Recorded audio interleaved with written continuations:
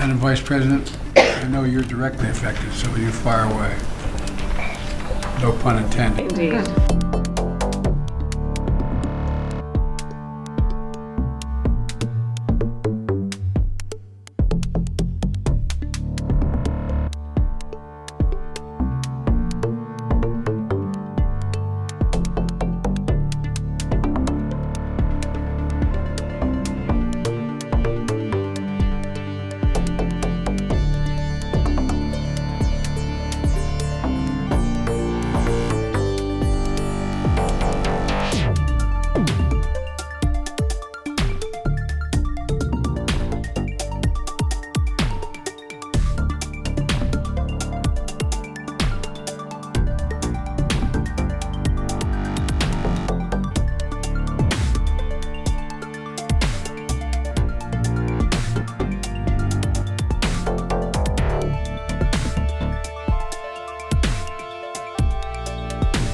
I want to turn it over now to the Vice President before we go on to the folks in the various cabinet positions as well as agencies that control these issues.